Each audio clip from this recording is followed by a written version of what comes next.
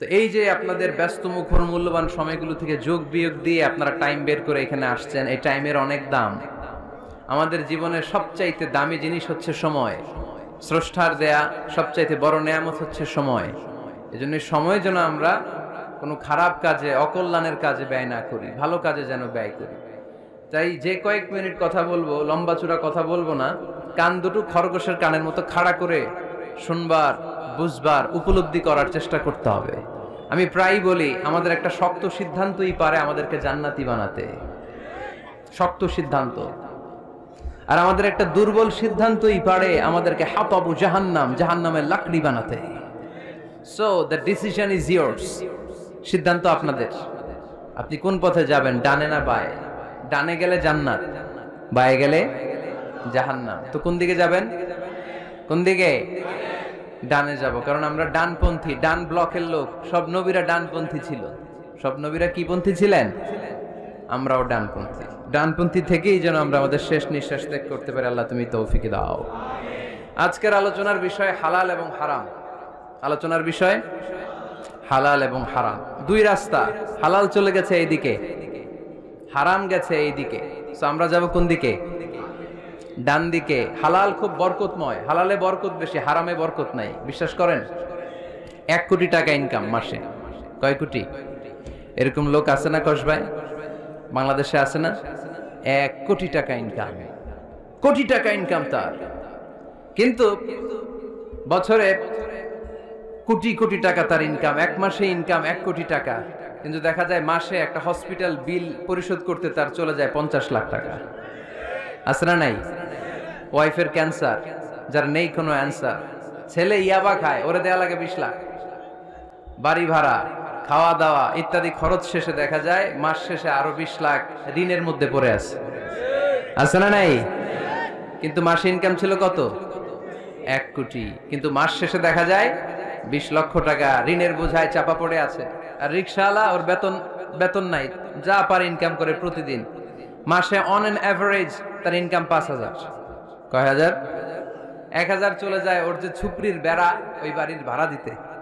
1,000 চলে যায় ওর খাওয়া, 1,000 চলে যায় চিকিৎসা, 1,000 চলে যায় ছেলেমেয়েদের পড়াশোনা, আনুষঙ্গিক আরো 500, মাস শেষে আরো থেকে যায় 500। সুবহানাল্লাহ কইতে পারলেন না? 1 কোটি টাকা ইনকাম করেও 20 লক্ষ টাকা ঋণের বোঝায় চাপা পড়ে আছে। আর 5,000 টাকা ইনকাম, মাস শেষে কত থাকে? 500। কারণ ওর পুরো ইনকামটাই হালাল। ওর পুরো ইনকামটা কি? আর হালালে বরকত ঢুকায় দিছে কে? হারামে কোনো বরকত আছে? আওয়াজ করে বলেন তো, গরু খাওয়া হালাল না হারাম?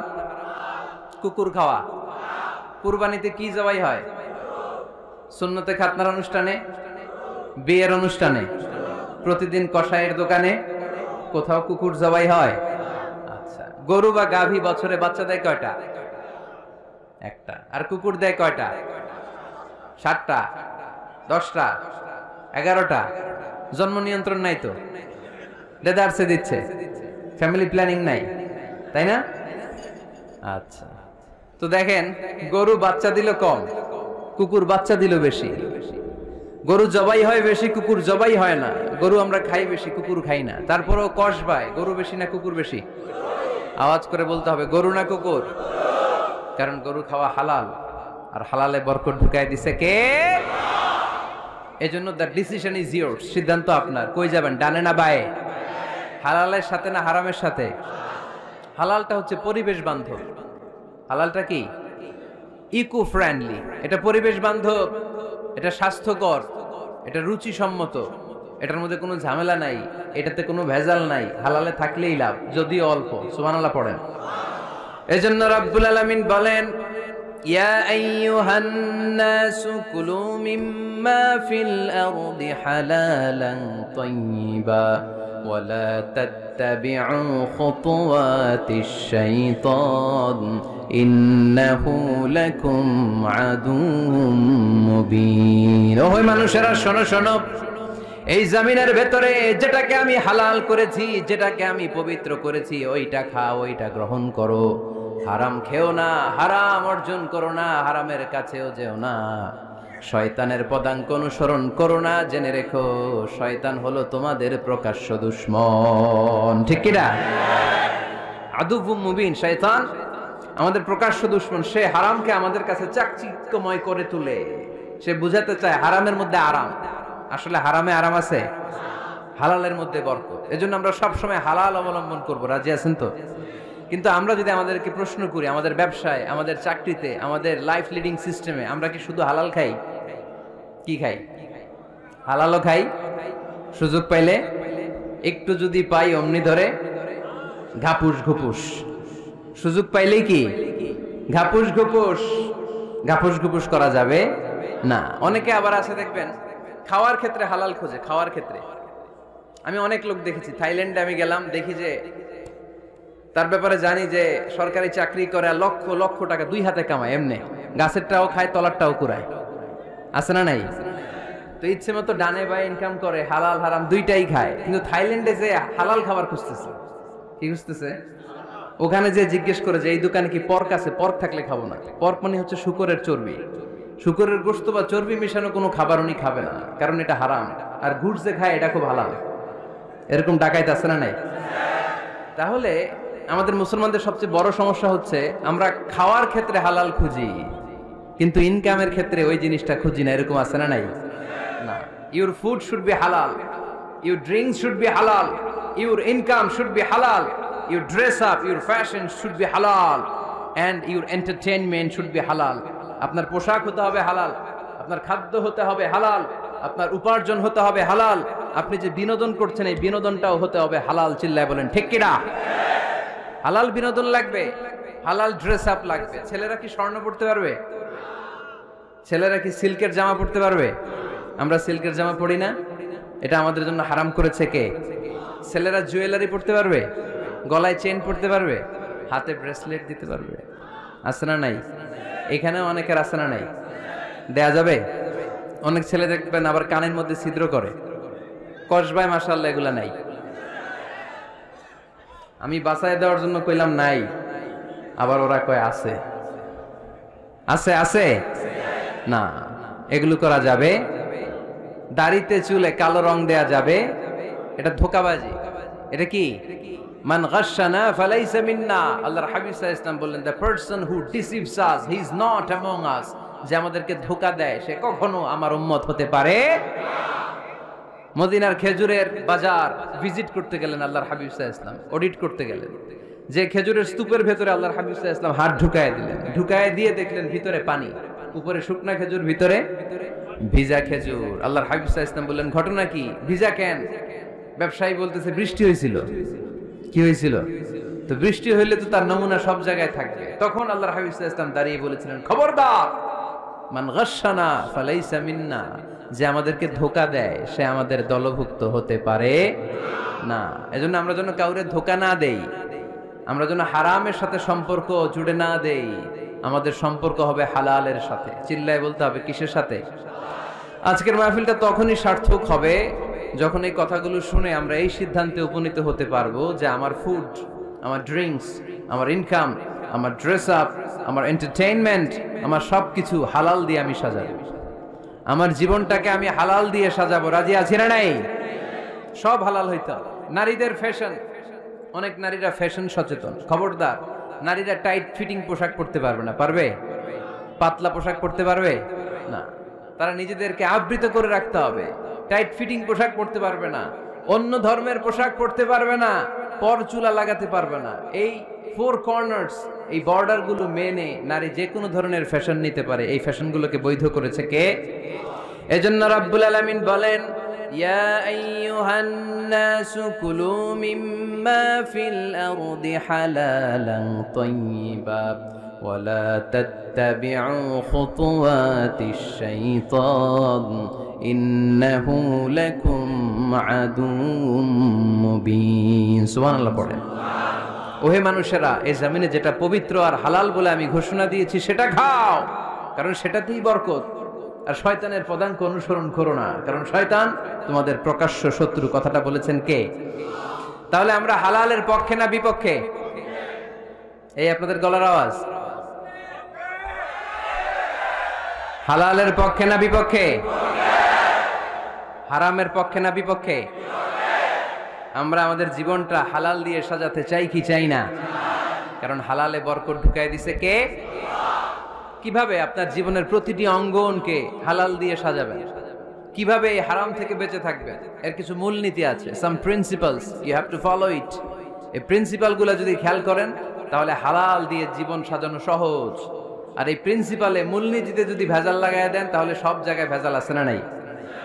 আজকে এই চমৎকার দুপুরে আমরা হালাল হারামের মূলনীতির ব্যাপারে কয়েকটি কথা শুনে বিদায় নিব ইনশাআল্লাহ। পড়েন। হালাল এবং হারামের প্রথম মূলনীতি হচ্ছে আল আসলু ফিল আশিয়াই আল ইবাহা। মূলত সব কিছু পৃথিবীতে যা দেখি, যা পাওয়া যায়, খাবার দাবার যাই হোক না কেন, মৌলিকভাবে সবকিছু হালাল। যুবক ছেলেরা বুঝে যাও, কান দুটো খরগোশের কানের মতো খাড়া করো। আমি সহজ করে বুঝাবার চেষ্টা করব, যদিও সহজ করে বুঝানো সহজ না। সহজ করে কইতে আমায় কহজে, সহজ করে যায় না কওয়া সহজে, ঠিক কি না? তারপর আমি চেষ্টা করছি সহজ করে বুঝানোর। খুব সহজ। আর দিন ইউসরুন লা উসরা ফি, দিন সহজ, এর মধ্যে কাঠিন্যতা নাই। মন জয় করার 4টা বাক্য আল্লাহর হাবিব সাল্লাল্লাহু আলাইহি ওয়াসাল্লাম আমাদেরকে শিখিয়ে গিয়েছেন। বাশিরু ওয়ালা তুনাফিরু, ইয়াসিরু ওয়ালা তুআসিরু। সহজ করে উপস্থাপন করো, কঠিন করো না। মানুষকে দিনের প্রতি আকৃষ্ট করো, দিন থেকে ভাগিয়ে দিও না। আমরা অনেকে দিন থেকে ভাগাই দেই, আছে না নাই? এক ছেলে হিন্দু হইছে, হিন্দু থেকে মুসলমান হইছে, আগে ছিল হিন্দু, এখন দেখে এই ছেলেরা কি সুন্নি মুসলমান বানাবে, না ওয়াহাবি বানাবে, না আহলে হাদিস বানাবে, না হানাফি বানাবে, এই নিয়ে কিলাকিলি, আছে না নাই? আহা কি বিপদ! সে আগে হিন্দু আছিলাম, এটাই তো ভালো আছিল। মুসলমান হওয়ার পরে এর ভয় দেখানো শুরু করছে, এই খবরদার, নামাজ রোজা জাকাত হজ সব লাগবে, হারাম খাওয়া যাবে না, এটা নাই ইসলামে, এটা নাই, ওইটা নাই, ওইটা নাই, হিন্দু কে তাহলে আমিও নাই। এরকম হয় না?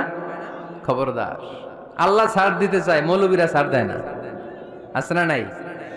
তো আমরা যেন কঠিন না করি। হালাল হারামের প্রথম মূলনীতি হচ্ছে basically everything in this world is হালাল। এই পৃথিবীতে যা আছে সবই হালাল। সব কি? সব হালাল, সব হালাল, সবই হালাল, অল্প কিছু হারাম। সুবহানাল্লাহ পড়েন। যদি এমন হইতো এই পৃথিবীতে যা আছে সবই হারাম, অল্প কিছু হালাল, খুব ভালো হইতো, তাই না? সুবিধা হইতো আমাদের। তা আমাদের সুবিধা করে দিলেন কে? সুবহানাল্লাহ পড়বেন না? বেসিকলি এভরিথিং ইজ হালাল। পৃথিবীর সব কিছু হালাল। আপনারা যদি কেউ কিছু বলে যে এটা কি হালাল না হারাম, আপনি হুট করে বলবেন আগে বলবো হালাল। যদি হারামের দলিল পাওয়া যায় তখন বলবো হারাম, ঠিক কি না? আমাকে যদি বলেন এটা হালাল না হারাম, আমি যদি বলি হালাল, আপনি যদি বলেন দলিল দেন, এটা আপনি ভুল বলবেন। কারণ কোনো কিছু হালাল করতে হলে দলিল লাগে না। কোনো কিছুকে হালাল বলে সাব্যস্ত করতে দলিল লাগে না।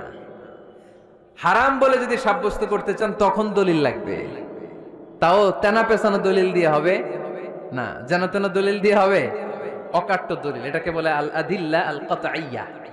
অকাট্য দলিল লাগে কোনো জিনিসকে হারাম সাব্যস্ত করতে হলে। তাহলে এই যে আমাদের জন্য আল্লাহ সহজ করে দিলেন, সবকিছু বেসিকলি হালাল, যতক্ষণ না এটা হারাম হওয়ার ব্যাপারে দলিল পাওয়া যায়। এজন্য হারাম হারাম জিকির না করে জিকিরটা চেঞ্জ করে করতে হবে হালাল হালাল। কথা বলেন ঠিক কিনা? জিকির 2 ধরনের আছে। জিকির কয় ধরনের? একটা জিকির হচ্ছে হারাম হারাম হারাম, এক দলের কাছে সবই হারাম। একটা সময় এদেশের কিছু আলেম সমাজ ইংরেজিকে হারাম বলতো, ইংরেজি শিক্ষা করাকে কি বলতো? সময়ের বিবর্তনে এটা এখন হালাল। এখন এটা কি হালাল। একটা সময়ে আলেম সমাজের কিছু অংশ রাজনীতি করাকে হারাম বলতো, কথা কি বুঝতেছেন? এখন এটা কি হালাল হয়ে গেছে। ইসলামী ব্যাংকিং কে হারাম বলতে একটা সময়, যে না কোনো ফিনান্সিয়াল ট্রানজাকশন এই সিস্টেমে ব্যাংকিং এটা ইসলামে জায়েজ না, এটা হারাম হারাম। কারণ ওদের জিকির কি? কথা কয় না। হারাম হারাম হচ্ছে এদের জিকির। একটা সময় ইসলামিক ব্যাংকিং হারাম ছিল, এখন এটা কি হয়ে গেছে? তার মানে এখনো অনেক কিছু এদের কাছে হারাম। সময়ের বিবর্তনে, কালের আবর্তনে এদের মুখ দিয়ে এগুলো একদিন হালাল হয়ে বের হবে। চিল্লায় বলেন ঠিক কি না? এজন্য এই পৃথিবীর সবকিছু মূলত হালাল, যতক্ষণ না হারাম হওয়ার ব্যাপারে দলিল না পাওয়া যায়। হারাম করতে হলে দলিল লাগে, হালাল বানানোর জন্য দলিল লাগে না। আবার যেন তেন কোনো দলিল দিয়ে, ঠুনকো কোনো দলিল দিয়ে কোনো জিনিসকে হারাম করা যায় না। হারাম করতে হলে অকাট্য দলিলের প্রয়োজন হয়। কথা বুঝতে পেরেছেন? প্রথম মূলনীতি ক্লিয়ার সবার কাছে? আল্লাহর হাবিব সাল্লাল্লাহু আলাইহি ওয়াসাল্লাম বলতেন হালাকাল মুতানাত্তিউন, যারা মুতানাত্তিউন তাদের ধ্বংস, তাদের উপর আল্লাহ লানাত। সাহাবারা বললেন, ইয়া রাসূলুল্লাহ, ইয়া হাবিবাল্লাহ, মান হুমুল মুতানাত্তিউন? মুতানাত্তিউন কারা? যাদের উপর আপনি লানত দিলেন, যাদের ধ্বংসের কথা বললেন। বিশ্বনবী বললেন, আল্লাহর দেয়া হালাল বিষয়কে যারা সমাজের মধ্যে হারাম বলে প্রচার করে তারাই হলো সমাজের মুতানাত্তিউন। নাউজুবিল্লাহ পড়েন। قل من حرم زينة الله التي أخرج لعباده والطيبات من الرزق। এজন্য আল্লাহ ডেকে বললেন, খবরদার, কে আছে সমাজের মধ্যে আমার দেয়া হালাল সাজসজ্জাগুলোকে, পবিত্র জিনিসগুলোকে হারাম বলে ফতোয়া তুলে, তাদের উপর আমার লানত। খবরদার, আল্লাহ যেটাকে হালাল বলছে এটাকে হারাম বলার স্পর্ধা দেখাবেন না। এটারে হারাম বলা যাবে? তাহলে প্রথম মূলনীতি কি সবাই বুঝতে পারছেন? বুঝতে পেরেছেন? এই দুনিয়াতে বেসিকলি সবকিছু কি? আওয়াজ করে বলেন। আর হালাল প্রমাণ করতে দলিল লাগে। কি প্রমাণ করতে দলিল লাগে? হারাম। এজন্য আমাদের জিকিরটা একটু চেঞ্জ করে দিব। আমরা হারাম হারাম না বলে কি বলবো? হালাল হালাল। যখনই দলিল পাবো তখন জিকির শুরু করব হারাম। কথা বুঝে নাই বোধহয়? দলিল পাওয়ার আগ পর্যন্ত সব কি? আরো জোরে বলেন। দলিল পাওয়ার পরে সেটা হয়ে যাবে হারাম। প্রথম মূলনীতি ক্লিয়ার? সবার কাছে ক্লিয়ার? কষ্ট হইতেছে? শেষ করে দিব? আরো কয়েক মিনিট শুনবেন? আচ্ছা, দ্বিতীয় মূলনীতি হচ্ছে হালাল হচ্ছে আনলিমিটেড। হালাল কি? কথা বলেন। আনলিমিটেড। আর হারাম হচ্ছে লিমিটেড। হারাম হচ্ছে সসীম, হালাল হচ্ছে অসীম। হালাল গুণে শেষ করা যায় না, কিন্তু হারাম গুণে শেষ করা যায়। সুবহানাল্লাহ পড়তে পারলেন না? যদি এমন হইতো হারাম আনলিমিটেড, সবই হারাম, আর হালাল হচ্ছে লিমিটেড, হালাল গুণা যায়, এমন যদি হইতো আমাদের জন্য কঠিন হয়ে যেত না? আমাদের জন্য এটা সহজ করে দিলেন কে?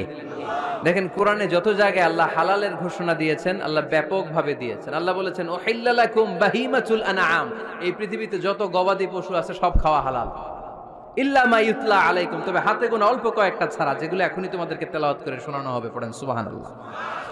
আবার আল্লাহ বললেন, উহিল্লা লাকুম সাইদুল বাহরি ওয়া তাআমু, সাগরের মধ্যে যত প্রাণী পাওয়া যায়, মাছ পাওয়া যায়, কাঁকড়া পাওয়া যায়, সব খাওয়াকে হালাল করে দিলেন কে?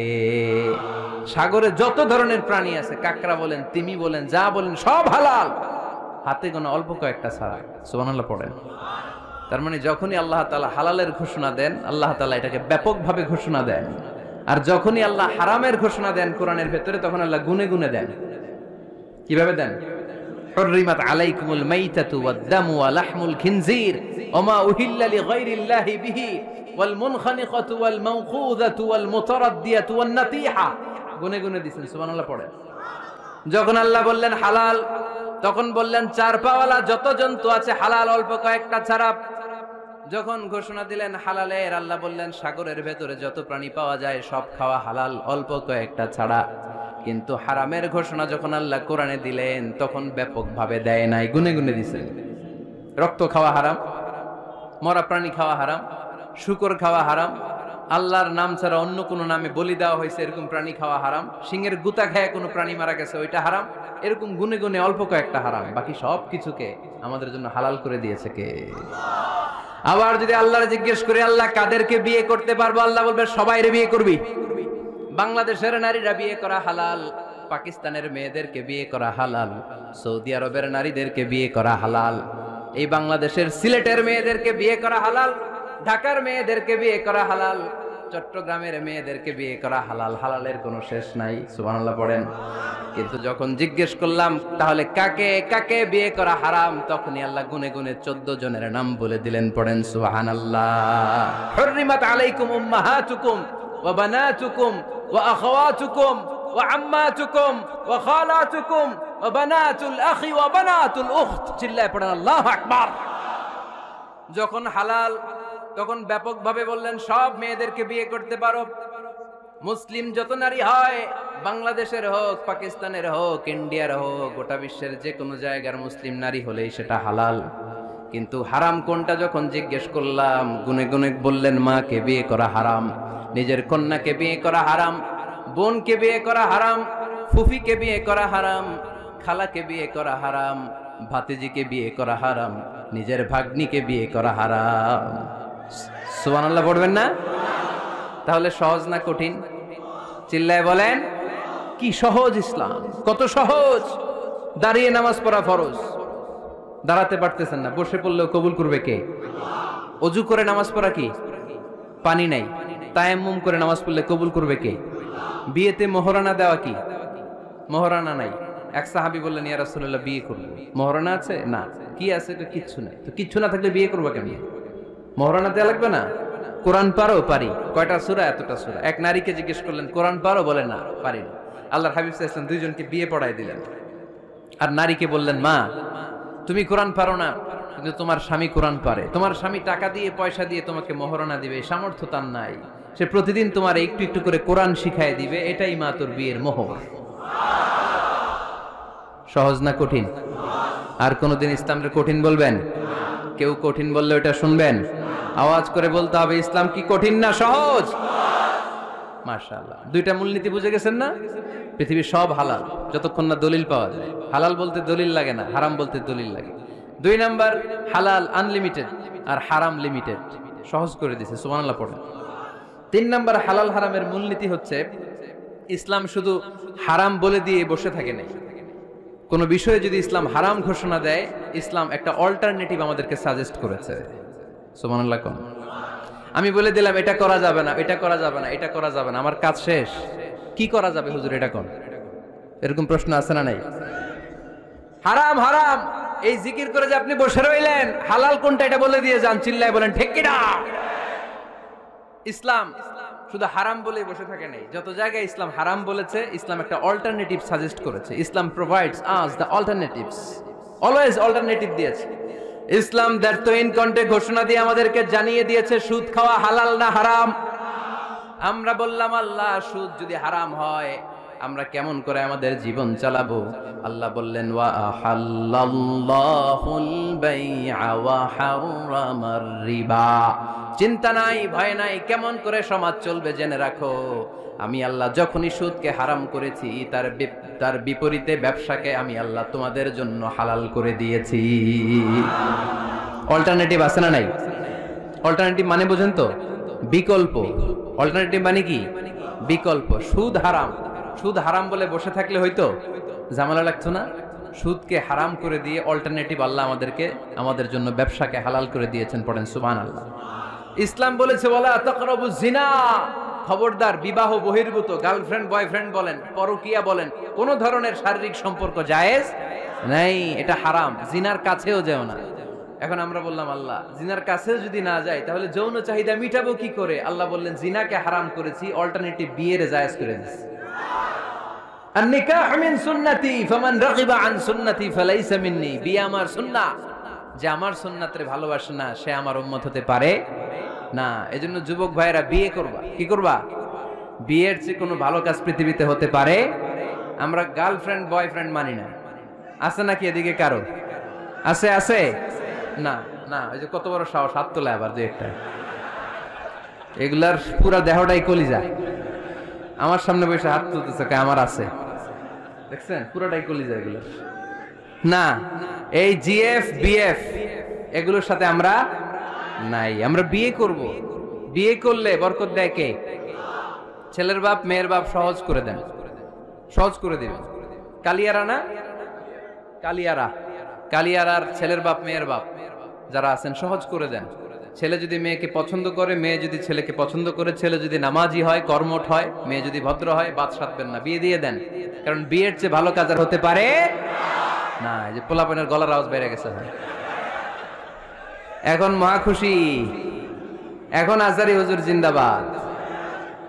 এখন আর আমার বিরোধী কেউ নাই এই জায়গায়, সবাইরে হাত করে ফেলছি আমি, আগেও নাই। মাশাআল্লাহ। তো এই জন্য বিয়েটাকে সহজ করেন। খেয়াল করবেন, যেই সমাজে বিয়ে করা কঠিন ওই সমাজে জিনা করা সহজ। যেই সমাজে জিনা করা কঠিন ওই সমাজে বিয়ে করা সহজ। ঠিক কি না? পুরো উল্টো। বাংলাদেশে কোনটা করা কঠিন? হ্যাঁ, বিয়ে করা কঠিন। বিয়েতে ফ্ল্যাট লাগবে, ছেলের গাড়ি লাগবে, নিজের পায়ে দাঁড়ানো লাগবে, 10 লাখ টাকা মোহরানা লাগবে। জিনার জন্য কি লাগবে? কিচ্ছু লাগবে না, টোনাটুনি রাজি। তুমি আমি রাজি, অবৈধ সম্পর্ক হতে আর কিছু লাগে না, চিল্লায় বলেন ঠিক কিনা? কিন্তু বিয়েতে অনেক কিছু লাগবে, এইটা ওইটা। ছেলেরা কই তুই নিজের পায়ে দাঁড়া, তুমিও নিজের পায়ে দাঁড়ায় দেখাবে, এই যে নিজের পায়ে দাঁড়াইছে। তো এতদিন সে কার পায়ে দাঁড়াইছে? নিজের পায়েই তো দাঁড়াইছে। সহজ করবেন, বিয়েরে কঠিন করেন না। এই যে আমার নানা ভাই আছে, নানা ভাইয়ের এখানে যাবেন, নানা ভাইয়ের মসজিদ দেখলাম, কাবা ঘরের যে ডিজাইন, আর্কিটেকচারাল ডিজাইন, ওই সিস্টেমে মসজিদ। আজকে জোহরের সালাত করলাম, ওই মসজিদে নানা ভাই বিয়ে পড়াই দিবে। সবাই চলে যাবে নানা ভাইয়ের কাছে। রাজি আছো সবাই? ওই যে খুশি, সব খুশি। দেখছেন বিয়েটা যে ভালো জিনিস তার প্রমাণ। বিয়ের কথা কইলেই পোলাপান খালি হাসে। এটা জান্নাতি সম্পর্ক, তো এই কারণেই সাইয়েদনা আদম আলাইহিস সালাম আর হাওয়া আলাইহাস সালাম দুইজনকে বিয়ে পড়াই দিছিল কে? এই দুইজন এমন দুইজন মানব আর মানবী, ওনাদের কোনো শৈশব ছিল না, ওনাদের কোনো কৈশোর ছিল না, যৌবন দিয়েই শুরু। এজন্য আগে আল্লাহ বিয়ে পড়াই দিচ্ছে। কথা কয় না? ওই মেয়ে, আপনার শৈশব আছে না নাই? কৈশোর আদম আলাইহিস সালামের শৈশব, কৈশোর হাওয়া আলাইহিস সালামের শৈশব, কৈশোর। জীবন শুরু করছে কি দিয়া? যৌবন দিয়ে। বিয়ের দরকার আছে না নাই? এজন্য আল্লাহ জান্নাতে বিয়ে পড়ায় দিলেন। বিয়ের সম্পর্কটা জান্নাতি সম্পর্ক, বিয়ের ভালোবাসাটা জান্নাতি ভালোবাসা। এর চাইতে পবিত্র ভালোবাসা দুনিয়ায় হতে পারে? তাহলে ইসলাম কোন জিনিসকে হারাম ঘোষণা দিয়ে মুখে কুলু পেটে বসে থাকে নাই, অল্টারনেটিভ সাজেস্ট করেছে। সুদ খাওয়া হারাম, অল্টারনেটিভ ইসলাম আমাদেরকে বলে দিল ব্যবসা হালাল। জিনা করা হারাম, পরকিয়া হারাম, গার্লফ্রেন্ড বয়ফ্রেন্ডের এই কালচার হারাম, তার বিপরীতে বিয়ে করা হালাল। সুবহানাল্লাহ পড়েন। এরপর ইসলাম বলে মদ খাওয়া হারাম। ইন্নামাল খামরু ওয়াল মাইসির ওয়াল আনসাব ওয়াল আজলামু রিজসুম মিন আমালিশ শাইতানি ফাজতানিবু। খবরদার, মদ, জুয়া, লটারি এগুলো হারাম করে দিয়েছে কে? আল্লাহ বললেন মদ খেও না, মদ তোমাদের জন্য হারাম ঘোষণা করা হলো। আমরা বললাম আল্লাহ, শীত প্রধান দেশে মদ খেলে শরীরটা গরম থাকে, মদ না খেলে তো বেঁচে থাকার উপায় না। স্ক্যান্ডিনেভিয়ান কান্ট্রিগুলোতে, সাইবেরিয়াতে মদ না খেলে ওদের বাঁচার উপায় নাই। এখন অল্টারনেটিভের দরকার আছে না নাই? আল্লাহ বললেন মদকে হারাম করেছি, কিন্তু মধু খাওয়াকে হালাল করে দিয়েছি। মধু খান আপনারা? আজকে খাইছেন কে কে দেখি? আজকে অনেকে খাইছেন? মাশাআল্লাহ, হাত নামান। মধু 5-6 চামচ খেয়ে দেখেন একসাথে। মদের বাবা এটা, চিল্লায় বলেন ঠিক কিনা? শরীর গরম হবে, অনেক অনেক শক্তি হবে। মধুর মধ্যে আছে ফ্রুকটোজ। কি আছে? ফলের মধ্যে আছে সুক্রোজ, আর চিনিতে আছে গ্লুকোজ। ফ্রুকটোজ আর সুক্রোজ এটা স্বাস্থ্যসম্মত, এটা ভেরি হেলদি ডায়েট। এটা খাবেন, তাহলে সুস্থ রাখবে কে? তাহলে সুক্রোজ খাবো, ফ্রুকটোজ খাবো, আর গ্লুকোজ কমাই দিব। রাজি আছেন তো? এরপর ইসলাম আমাদেরকে বলল ঢোল বাদ্য বাজানো এটা হারাম, অশ্লীল গান বাজনা হারাম, নাচানাচি হারাম। আমরা বললাম আল্লাহ, বিনোদনের একটা মাধ্যম তো আমাদের লাগবে। ইসলাম বলল ইসলামী নাশিদ যদি তুমি গাও সেটা হালাল। ঢোল হারাম, কিন্তু তার বিপরীতে দফকে হালাল করেছে কে? ঢোলের দুই দিকে আটকানো, এটা বাজালে নেফাকি তৈরি হয়, ধামধাম আওয়াজ তৈরি হয়, এমন বিট তৈরি হয়, ডান্স দিতে মনে চায়। আছে না নাই? প্রায় মাঝে মাঝে দেখি ওই গায়ে হলুদের অনুষ্ঠানে ইত্যাদি ইত্যাদি অমুক অনুষ্ঠানে বাসার ছাদের উপরে এমন বিটে হেভি মিউজিক্যাল ইনস্ট্রুমেন্ট দিয়ে এমন গান ছাড়ে, পুরো এলাকাটা কাঁপে ওনাদের সাথে। দুম্মা চলে, দুম্মা চলে, খালি কি চলে? দুম্মা চলে। খেয়াল করছেন? আপনার কাছে যদি বাজায় এই টেবিলটা কাঁপবে, সাথে সাথে আপনার শরীরও কাঁপবে, আপনাকে ক্রেজি বানাবে।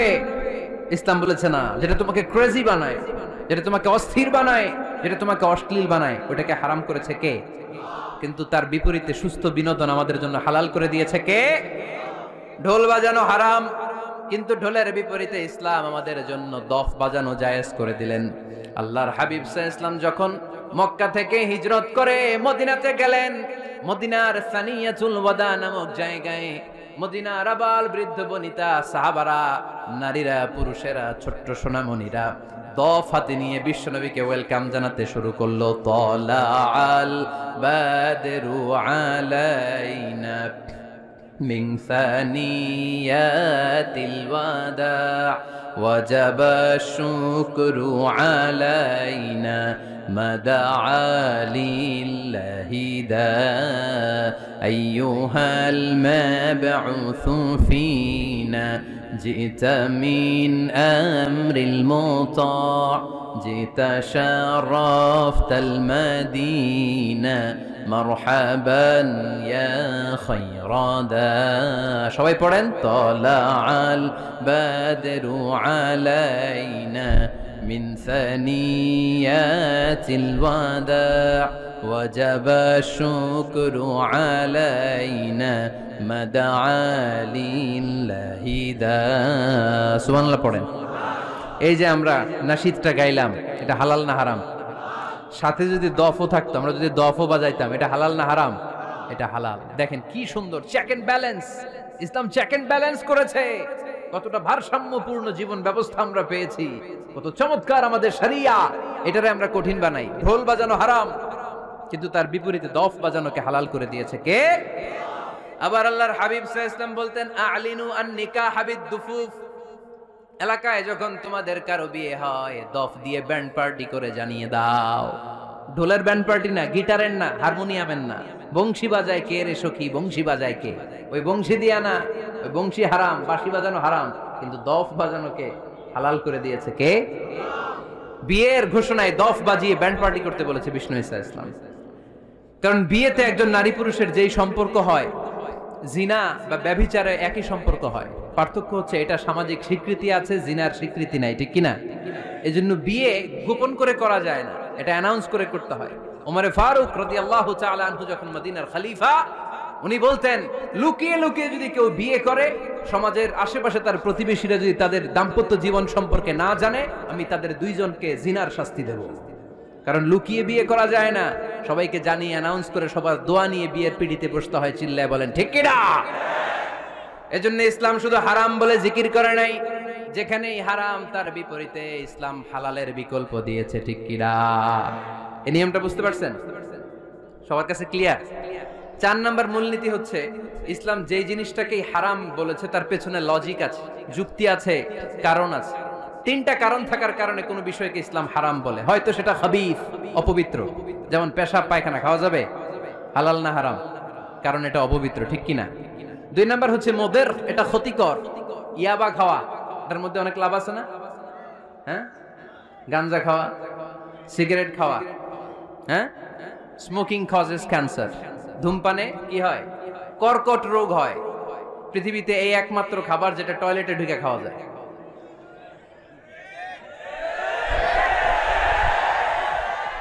সিগারেট ছাড়া, এটা ছাড়া, এটা কোন খাবার টয়লেটে বসে খাওয়া যায়? সিগারেটই পৃথিবীর একমাত্র খাবার যেই খাবারের প্যাকেটের উপর এই খাবারের বদনাম লেখা থাকে। কালিয়ারার বাজারে এক ধরনের বিস্কুট আসছে, মনে করলেন, দেখলেন যে বিস্কুটের গায়ের মধ্যে লেখা এই বিস্কুট যেই খাবে তারই ডায়রিয়া হবে। খাবেন? দোকানওয়ালারা কি কইবেন? তোরটা তুই খা, তোর ডায়রিয়া হোক, তোর 14 গোষ্ঠীর হোক, আমরা খাবো না টাকা দিয়ে, ঠিক কিনা? কিন্তু কি আজীব তামাশা, এই সিগারেটের উপরে লেখা এটার বদনাম, যে এটা খেলে কি হয়? ক্যান্সার। এরপরও আমরা খাই। তারপর এটা হয় টোবাকো প্ল্যান্টস থেকে, তামাক পাতা থেকে। কালিয়ারায় তামাকের চাষ হয় নাকি? তামাক পাতা কেউ দেখছেন? এটার আবার বেড়া টেরা লাগে না, কারণ ছাগলও মুখ দেয় না। কথা কি বুঝতেছেন? তো যে এটা ছাগলও মুখ লাগাইলো না, আশরাফুল মাখলুকাত হয়ে, আল্লাহর শ্রেষ্ঠ জীব হয়ে আপনি এটা মুখে লাগাইতে পারেন? গোটা বিশ্বে এই ধূমপানের কারণে লক্ষ লক্ষ মানুষ অকাল মৃত্যুতে ঝরে পড়ছে। এটা হালাল না হারাম? কারণ এটা মুদির, এটা ক্ষতিকর। ইসলাম আমাদেরকে মূলনীতি শিখিয়েছে, লা দারারা ওয়ালা দিরার। নিজেরও ক্ষতি করতে পারবা না, অন্যেরও ক্ষতি করতে পারবা না। আইনটা কার? তাহলে কোন জিনিস হারাম হওয়ার পেছনে 1 নাম্বার লজিক, সেটা হয়তো অপবিত্র, কিংবা সেটা ক্ষতিকর, অথবা ওইটার মধ্যে অশ্লীলতা আছে। আওয়াজ করে যুবকরা উত্তর দাও, মোবাইলের ভেতরে পর্নোগ্রাফি দেখা হালাল না হারাম? ব্লু ফিল্ম দেখা হালাল না হারাম? নেকেড ভিডিও দেখা হালাল না হারাম? কারণ এটা অশ্লীল, ঠিক কিনা? তাহলে যেটা হারাম, 3টা কারণে কোন জিনিসকে ইসলাম হালাল বলে হারাম বলে অ্যানাউন্স করেছে। হয় এটা অপবিত্র, নয় এটা ক্ষতিকর, নয় এটা অশ্লীল। কয়টা? হয় অপবিত্র অথবা ক্ষতিকর অথবা অশ্লীল। পৃথিবীতে যত জিনিসকে ইসলাম হারাম বলে ঘোষণা করেছে তার প্রত্যেকটার মধ্যে তিনটার কোনো না কোনো একটা আছে না নাই? এই তিনটা জিনিস, তিনটার একটা না পাওয়া গেলে কোনো জিনিসকে হারাম বলে ঘোষণা দেওয়া যাবে। এরপর ইসলাম আমাদেরকে শিখিয়েছে 5 নাম্বার মূলনীতি, মুকদ্দামাতুল হারামে হারাম। হারামের সূচনাটাও হারাম। কোন বেগানা নারীর দিকে তাকিয়ে থাকা হারাম হওয়ার কথা ছিল না, কিন্তু যেহেতু এই তাকানোটা এক সময় জিনার দিকে নিতে পারে, তাই এই তাকানোটা কেউ হারাম করেছে কে? আন-নাযার, এই দৃষ্টিটা বড় ভয়ঙ্কর। আল্লাহর হাবিব সাল্লাল্লাহু আলাইহি ওয়াসাল্লাম বলেছেন, আন-নাযার সাহামুন মাসমুমুন মিন সিহামি ইবলিস। এই দৃষ্টি, লাগামহীন দৃষ্টি, শয়তানের বিষ মাখানো তীরবানের মধ্যে থেকে একটা ভয়ঙ্কর তীর। এই তীর দিয়ে শয়তান যুবকদেরকে কাবু করে ফেলে। ডাইরেক্টলি শারীরিক সম্পর্কের দিকে কেউ যায় না। প্রথমে বদনজর, প্রথমে কি কথা কয় না, গলার সাউন্ড এখন কমে আসছে, এখন বিপরীতে ঘা পড়তেছে, তো এখন আর সাউন্ড নাই। প্রথমে শুরু হয় কি দিয়ে? বদনজর, লাগামহীন নজর। তারপরে মুচকি হাসির বিতরণ, চোখে চোখে কথা হয়, আচ্ছা না নাই? হাসি বিতরণ হয়, মোবাইল নাম্বার আদান প্রদান হয়, ফেসবুকের আইডি শেয়ার হয়, তারপরে রাত জেগে কম্বলের নিচে চ্যাটিং ফ্যাটিং আছে না নাই? তারপরে চলে আসে 14ই ফেব্রুয়ারি, বিশ্ব বেহায়া দিবস, ঠিক কিনা? দেখছেন ধাপগুলো, দেখছেন স্টেপ বাই স্টেপ হারামের দিকে যায়। এরপর অবৈধ দৈহিক সম্পর্কের দিকে যায়। আল্লাহ এই গজব থেকে তুমি আমার ছেলেদেরকে বাঁচাও, আমার দেশের মেয়েদেরকে বাঁচাও, চিল্লায় পড়ে না আমিন। তাহলে শুরু হয়েছিল কি দিয়ে? কি নজর? কি নজর? বদনজর। এটা দিয়ে শুরু, জিনা দিয়ে শেষ। এজন্য ইসলাম বলে মুকদ্দামাতুল হারামে হারাম, মা ইউআদ্দি ইলাল হারাম ফাহুয়া হারাম। যেটা হারামের দিকে তোমাকে ধীরে ধীরে গ্রাজুয়ালি পৌঁছে দিবে, ওটাকেও হারাম ঘোষণা করেছে কে? এজন্য বিষ্ণু ঈসা ইসলাম ওনার মেয়ের জামাতা সাইয়েদনা আলী রাদিয়াল্লাহু তাআলা আনহুকে বলেছেন, আলী খবরদার, লা তুতবি'ন নাযরাতান নাযরা। এক নজর যদি ভুল করে কোনো নারীর চেহারার দিকে তোমার পড়ে যায়, খবরদার দ্বিতীয় নজর দিও না। ফা ইন্না লাকাল উলা ওয়া লাইসাত লাকাল আখিরা। কারণ প্রথম নজর ভুল করে পড়ে গেলে ক্ষমা করবে কে? কিন্তু তার সৌন্দর্য উপভোগের জন্য বারবার তার দেহের দিকে তাকালে, বারবার তার চেহারার দিকে তাকালে আমল নামাটা গুনাহ দিয়ে ভর্তি করে দিবে কে?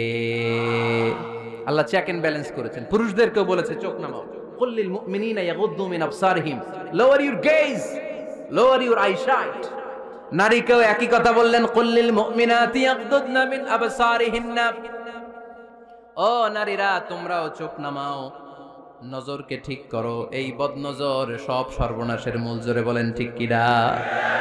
এখান থেকেই ধীরে ধীরে ধীরে ধীরে অবৈধ দৈহিক সম্পর্কের দিকে যায়। এজন্য এই বদনজরটারও হারাম ঘোষণা করেছে কে?